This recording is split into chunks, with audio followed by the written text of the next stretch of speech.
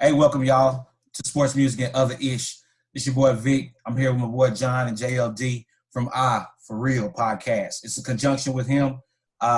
We want to do some things and talk about where we came from, where we been, me and John specifically. We had a lot of people call, hit us up. They want to know our background and how we got to this point and why we decided to create a podcast and kind of just give our story. Shout out to Ed. He was the first one to hit me up and shot me that idea. And then other people start hitting us up and start hitting John up. At this point, we're going to turn it over to JLD and let him, do his thing. He's going to host the podcast today. We're the guest. He's the host. And JLD, let it go. First and foremost, it was an honor to get the call to do this with you guys. A couple guys that I've looked up to since I was a young lad. So with no further ado, man, let's get into it, get to know you guys better, and tell the people what you're about. Let's take it all the way back to the beginning. Where you guys from? Hillsboro, Texas, man. Small town in between Dallas and Waco, with a lot of people who probably got high aspirations to be getting up out of there. Yeah, I'm gonna say this because I wanna I'm gonna put it out there. I was born in Oakland, California. When I was 4, we moved to Hillsboro, Texas. So by that, I'm gonna say I'm from Hillsboro, Texas. That's what I know. That's what I remember, and that's what I'm gonna claim. And as far as y'all's personal relationship, how far back does that go? Man. It's funny, I always tell this story, man, because I'm a little older than Vic and Luck, and so it was me sang with a different set of people, you know what I mean, and then they were a different set of people, and then some kind of way we figured out, like we just clicked, and then come to find out, I went to my family reunion on my father's side. I never used to attend that, and Vic was there, and I was like, yo, what you doing here? This is my daddy's side of the family, and I was like, no shit. And so then we found out we were cousins, so that kind of like made our bond stronger, but it goes all the way back, man. Like, man, our mamas know each other, my aunt hung with his mom, all that. Like, so we've always known each other, but I think we started really clicking as we got a little older. I had just left middle school. They were 8th grade, about to get ready to come into 9th. That summer, I think we really, really got tight that summer, and that's when everything just kind of clicked for us. Yeah, like, of course, growing up in Hillsboro, a small town, everybody knows each other. But, of course, like John said, we didn't really know we was kin until later down the line, and we clicked, got real cool, was kind of the same mentality. John, like I said, John was older, so he was running with an older crowd. And once we ended up getting in school and sports came into play, we was kind of crossing paths with sports and hooping and, music and just hanging out. We got cool, and it just kind of developed from there, and just, we've been hanging ever since. Okay. Tell me, it's a good place to go. Tell me some of the music that you guys bonded on that brought y'all together. I'm going to tell you this story. John, I know you mean, John had this Astro van, and it was the Astro van. He had the Dayton Zone in the system, and Fat Pat, pop trunks keep popping, right? John would play that song, bro, 30 times. From the time we got to Sycamore, back down Sycamore, back to Mr. G's, come back around by Peabody. John would play that song, dog. I swear, I knew that song front to back within 30 minutes of being around John. Like that song, bro, it forever sticks in my mind. I just visually see it, and we would pick people up, look and jump in the van, like, man, what we banging? John told you already know. Just turn it up. And it was just that song, like we would listen to that song like 40, 50 times, bro. Like that's one of the songs that, I just clearly remember when I think about us hanging out and being around, that's the song that pops up in my head automatically. Yeah. The other thing is too, I love that Fat Pat song. It's just something about the everything was right on it, man. The bass, the trouble, everything came in, and it made my system sound so good. So I was like, man, I got to bang this all the time. But the other thing is too, man, I was a big time No Limit fan. huge No Limit fan, and I'm not saying Vic wasn't a No Limit fan. I think he appreciated the music, but we kind of, he was on that Pastor Troy, that type Cash Money. Cash Money. I was like Cash Money, no money. You know what I'm saying? I really wasn't fooling with Cash Money back then, but it was all Master P, man. So I think those are some things that actually, even though there were something we had two opposite things that we liked, that brought us together as well. It made for a great debates. I tell you that. Oh man, arguments. We argued to the speakers pop. Did you guys, both of you guys play sports in high school? Yeah. John and them was actually, when I was coming up, John and them was juniors, seniors. So I had to be a sophomore. So I mean, those are the guys I looked up to. They was the hit squad. They defense, was second to none. When you go to Hillsborough, you talk to people about football. You talking about forgive me for all you guys that's older. I ain't gonna miss none of y'all, but the guys I'm talking about is guys that I seen play. You talking about the Rudolphs. You talking about John. You talking about Billy Wilson, Marco, Shantae. You know what I'm saying? Those are the guys that I visually seen with my eyes. Myron, Coop, those guys, KD, Cornell. Like, those are guys that I seen play ball, and they played at a high level, and it just made me want to play at a high level. So I just kind of watched those guys, man, and kind of fed off of what they did. So, yeah, I ended up playing, football, track, powerlifting. When I got to be a freshman, Coach Smith told me don't bring my ass in this gym. Stay in my ass. He told me stay in my ass in off season to keep getting better for football or powerlifting. So I gave up basketball once I became a freshman. Yeah. I played football, played basketball. I did track like one time, and then I remember Coach Cullen Davis tried to load us up in the back of that truck and drop us off in Knox. And I was like, man, I throw shot put. I ain't with that. So I went to one meet, got second place to the dude who threw shot put the year before, who won state, and then after that I quit. I didn't quit. I relieved myself of my duties because I went to play baseball. But I also power lifted. I went to state, power lifted. I was good. I was good at that. I didn't think I was very strong, but apparently I was. But it's just like, as a kid, you don't really know how strong you are and what you can do until you really go out there and you go against the competition. I was pretty good in football.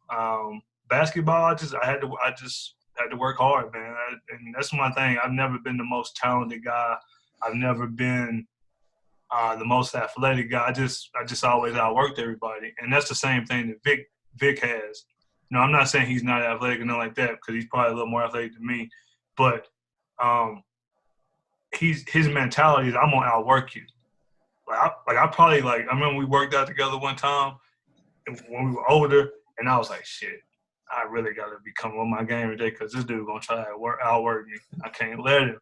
So I've always admired it about him, and if you know me, I like to be around people who gonna make me better, because as good as you are in anything that you do, you always need people around you that's gonna push you to past your limit. Because I can go work out by myself, and I'm probably gonna stop at my limit. I was just having this conversation with somebody the other day. Sometimes you got to be working with somebody that's gonna push you, and that's why I do like working out with people, because depending on who they are, they'll push me. Like, there's some dudes, some people I probably won't work out with, because I know that they're just not gonna do nothing for me, because they, we're the same level, so.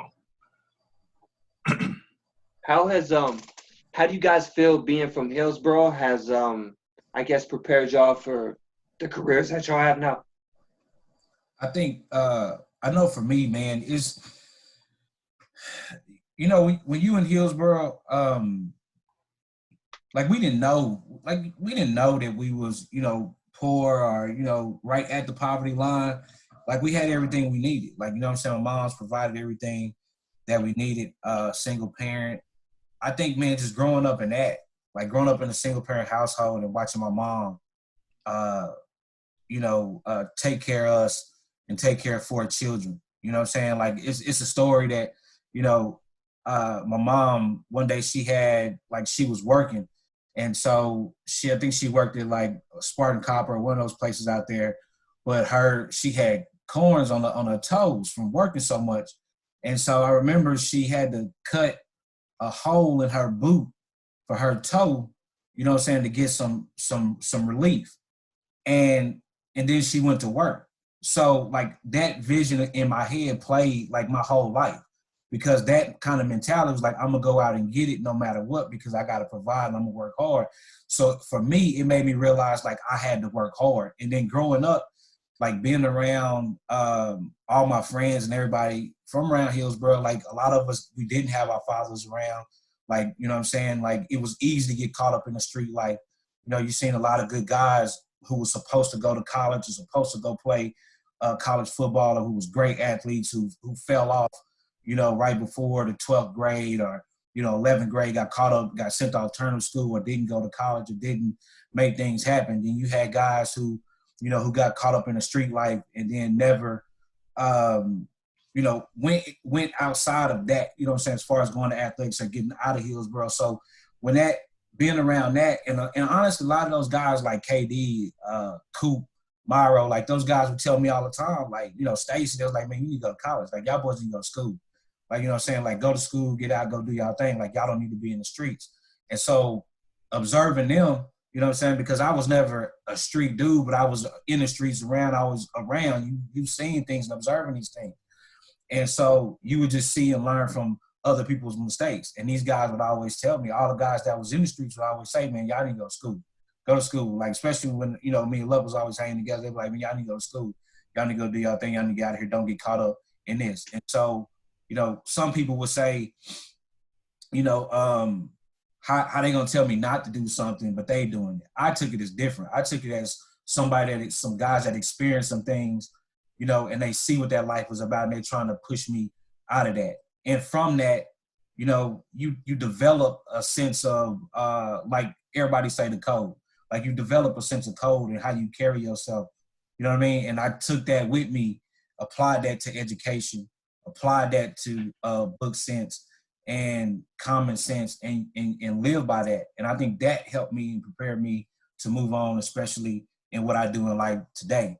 You know what I mean? Because I understand where people come from. Like, I come from the mud, you know what I mean? So, and I deal with a lot of people that come from the mud. So when you come from that, you can relate to people and you can give them advice and you can help them in certain ways versus, you ain't never been through nothing. You just here trying to help it out. And it was just crazy because when I first got to college, I'll never forget, like when I was, walking around and you were meeting people and stuff like that, and you start hanging around people. And the only thing in my mind I could just keep saying was like, man, these dudes ain't like us from Hillsborough. Like, you know what I'm saying? It's just a certain way we carry ourselves, a certain way, we are, certain things that we do. Like, you know what I'm saying? Like, you could tell, like, I just felt like that my whole life. I just like, these dudes ain't like us from Hillsborough. Like, I just feel like we cut from a different cloth. Like, everybody can feel that way. Some people may not feel that way. Some people may feel whatever they feel. But I just feel like being from Hillsborough, like we did things different. You know what I'm saying? It was a sense of loyalty, a sense of, you know what I'm saying, you stand up for yourself type of thing. You know what I'm saying? You didn't overreact. You didn't act like you was something that you wasn't. You was who you were. You know what I'm saying? You are who you are. And that's how you carried yourself. You know what I'm saying? You didn't try to overextend yourself or try to act like you was something that you wasn't. And when I got to school, I realized a lot of these dudes was like that. People were like, yeah, I'm from Houston. And you find like, nah, you from Pearland. Like, you from Katy. Like, you ain't really from the inner cities the way like you acting like you are. You know what I'm saying? That's just how, I seen it from my perspective. Right. So, I mean, for me, man, it's definitely similar to what Vic's saying. I think if I wasn't brought up in Hillsborough, I don't think I would be where I'm at now. It's like a blue collar type of work ethic, If you go back to Hillsborough and ask anybody that knew me, do they think I would have 2 degrees and working on another one right now, but it's on pause.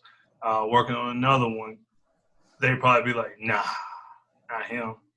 Like I said, I don't think was the smartest person or whatever, but you wasn't gonna, you wasn't gonna know that. You know what I'm saying? Like my as far as the streets go though, like Vic, I hung with a lot of we both was in the streets hanging with a lot of different people. Was I ever a street guy? No, not at all.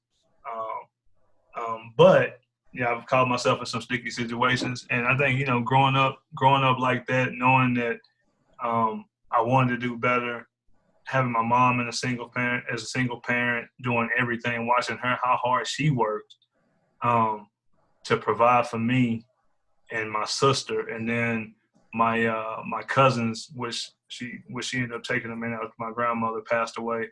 It just did something to me. That was all the fuel I needed. And then again, Hillsboro's a funny place because I talk to kids right now out here in Vegas, and they always talking about the big homie. The big homie put me on this. The big homie told me, run this pack, run this, go shoot this, do that. I'm like, man, like our big homies in Hillsboro wasn't telling us that. They was telling us, hey man, you need to go to college.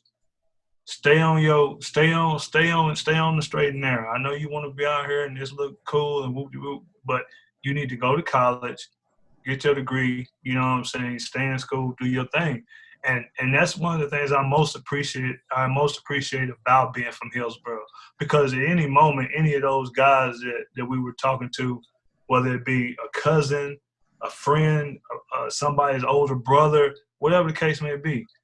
And some of those same people that Vic brought up told me the same thing. Like, I like the fact that being from there, everybody had a certain level of interest in you. Regardless if y'all had beef day before, if y'all had beef at any point, they still had a certain stock in you. Because if you did good, everybody did good. And I think, and I don't know if it's still like that right now, because I know a lot of people done moved on, either passed away or just moved on with their life. But I know when we was growing up, it was like that. I can remember times. I lived in the projects, man. We call it the Hope. There was two of them. So at the end of the day, there was only really, you couldn't drive straight through it. You could only drive in one way and exit out the same way, and then you could go to the opposite side and drive in that way, and then you could exit out that way. So all those experiences, all those things I saw in that, yeah, it made me want to gravitate toward being in the streets and all that. But when you got constant positive influences telling you, hey man, stay in school, do your thing, on top of what you seen your mama go through, how hard she's having to work, you just want to do better. I mean, it's just I get, like I said, I tell these kids all the time, I understand what your neighborhood calls for.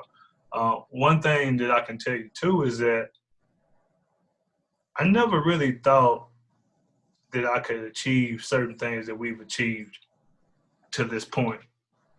And like I say, I'll go back and I'll say I credit my circle, because your circle is the most important thing that you can have outside of your mentality.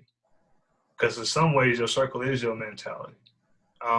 So that's one thing that Hillsboro has always shaped me for the hard work, being able to putting my biases aside on certain things and try to move forward in a positive manner. And it's also taught me patience. I think my patience is one of the biggest things, and it's always being tested. And you have to work on it daily. But if, like I say before, man, if it weren't for Hillsboro, I don't know what type of person I would be, to be honest with you. Because Hillsboro made me who I am today. No, that's great. You guys touched on going to college. Did you guys know at the time how the effect that y'all had on us and younger kids seeing y'all go to college? And Vic, you repping your fraternity so hard, and did y'all know that y'all were having an impact on us? Not at all. Like, I mean, honestly, I didn't. Like, it was it was one of those things, man, where it was because I didn't know anything about college. It's like it wasn't like that was something that was talked about. You know what I'm saying? Growing up was like going to college and that type of thing. It wasn't until I got in high school, and then I think Coach Smith like pulled me to the side and was like, "Well, you can do something with your life, but you got to get out of here." You know what I mean? And I heard him, but I didn't hear him. You know what I'm saying? Like I hear what you're saying, but I didn't understand it. And it wasn't until a couple more years later, and he pulled me to the side again. It was like, "Hey, get your ass up out of here." You know what I'm saying? Keep your ass off of Sycamore. I know you was down there last night around 6:30. You like, how you know that? You know, but it was that him constantly staying on me, and it was one of those things where it was like, all right, I'm gonna go. Like, you know what I'm saying? I'm gonna go ahead and get out because you start seeing too much. You start seeing people getting kicked out of school, people getting locked up, and it was like, all right, I know I need to go. So when I left to go to college, I didn't know it was that effect. I just knew, you know what I'm saying? I did want people to understand like that you can get out, that you can go to college, like you can, you know, go out and do things. But to be honest with you, no, I didn't know the effect it had. I had never, this is honest to God, I had never thought about college until I seen you guys go. Until I seen y'all come back and just, and I, like you said, we don't talk about it. I had never thought about it, you know, seeing other people play ball in college was a good idea, but I never thought about going to college until I seen you guys and the impact it was having on y'all's life. And see, that was the thing. It was like when it came to college, it was sports. You know what I'm saying? So if you didn't get a pick to go to college, or if you didn't get, you know, a scholarship, it was like, you know, can I go to college? You know what I'm saying? The academic part was never really talked about, you know what I'm saying, as far as towards us. Now, maybe, you know, towards other people it was, but towards us, it was like, it was either sports or not. And Roger was a big key for me going to college too, because he was always like, bro, like, we're going to go play football. Like, this is where we're going to go, and we're going to go play football. We're going to play at the same college. You know, we're going to go play football. And we ended up going to Middle Georgia College. But we was just having fun, and we was just having fun, and we were just going out and having new experiences. And when we had those experiences, we wanted to bring them back to Hillsborough so people could see them. You know what I'm saying? Then Facebook started coming around and all the other stuff, and like we was just having fun, and we wanted people to see, like, man, if you don't do anything else in life, at least just go one semester, go leave Hillsborough one semester, go to a college and see if you can, you know what I'm saying, have fun, see if you meet these experiences, and maybe, you know, it'll make you want to stay. But, you know, knowing that it had an impact on people, like, nah, I'd be lying if I told you I thought of that or knew that. For me, man, I wasn't even thinking about it, honestly. I didn't know of a lot of people in my family that went to college. So it was kind of like I was 50-50. I'm not even going to lie to you. I was 50-50. I had, you know, a few scholarship offers and everything like that. And then I ended up, you know, missing all those signing days and everything like that. And, you know, thank God that, you know, Coach Laywell actually spoke to me and got me through that process, and just told me that he believed in me. You know, I could do this. So, and I appreciate him, you know, 100%. But I never thought about the impact until after I went to college, and then I had to come home.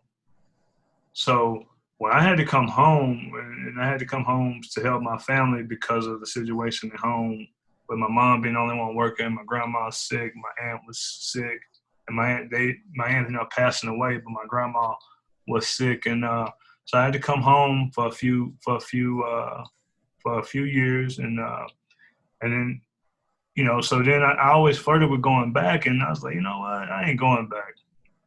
And then one day, Vic shows up at my door, and he kind of changed it for me, man. He came home from Middle Georgia. You know, I had been home from Ranger for a minute, and you know, I was just hanging out, drinking beer with older people. You know what I'm saying? And he came home from Middle Georgia, and I don't know if that was the first stop he made outside of his mama house, but he came to see me, and he was like, "Hey, man, like, man, what you doing, man?" I was like, "Shit, nothing, chilling." And we talked about it, and you know, he started putting a lot of pressure on me, man, to go back to college. At first, I was like, man, he bugging. Then I just sit back and thought about it, man. Then I got that okay from my mom that it was okay for me to leave. They were gonna be fine. So at that point, you know, we decided to go back to college, and we end up having to go somewhere, get our grades up, and then end up going to Texas State. From that day on, man, our lives have pretty much been pretty much almost identical. We worked some of the same jobs. We've we both own our own businesses. We both play as a frat together, you know. So, but once social media came about, I started posting a lot of things that I was doing. And then the first time I ever posted something, I was like, hey, man, I'm posting this because, like Jay said, I want to show these kids behind me, or the people behind me, how to move in a room full of vultures. Because I felt like that's what we were doing all the time. Like, I don't know, and I'm sure I got to go back to the whole point about being from the projects and then end up being able to travel the world and not even be a professional athlete. So all those things I want people to see. I want people to see, and it's not, hey, look at me or whatever. It's look at what you can accomplish if you put your mind to it. I'm a constant work in progress. I'm always grinding, always trying to figure it out. Nobody has it figured out, man. You can change the way you get to things as long as you keep your same end goal. But that's, I didn't really, at the beginning, it wasn't for me to influence anybody else because I didn't know I was doing that. But after a while, I was like, man, like, I got to set a better example. And maybe because I had my 3 little cousins and my sister that was watching me, So, and I think that's kind of how it all, came about. Right. You guys said that you went to college. Did you guys have the same major? Yeah. We ended up both doing criminal justice. It's crazy as it may seem. I was in social work, and then I went and met my advisor one day, and John was already in criminal justice, and she was just like, I was like, how long is it going to take for me to graduate? And she was like, well, it's going to take you about 2 more years, 2.5 more years with your credits. And then I was like, how long is it going to take me to graduate in criminal justice? And she was like, oh, it'll only take you 1 more year. Change my major. It's time to get out of here. Like, you know what I'm saying? Like, and then John was already in criminal justice. So it was just that crazy because then when I went to criminal justice, like, we start having the same classes. And at that point, it was just like, it got real competitive. It was just to the point where it was like, man, I'm going to make 100 on this test. And John was like, nah, I'm going to make 100 on this test. Or my grade going to be better than yours. We'll put something on it. We'll be betting on who going to make the highest grades in these classes. And we would just go back and forth and really, really pushed ourselves. We had other brothers from the frat in the classes. And we would just be competitive. Like, who going to make the highest grade? How we going to have the highest grade? And that propelled us, man, and really pushed us to get these classes and boost our GPAs because we were just being competitive on who can make the highest grades. What's going on, everybody? We're coming to the end of part 1. Stay with us. We'll be right back.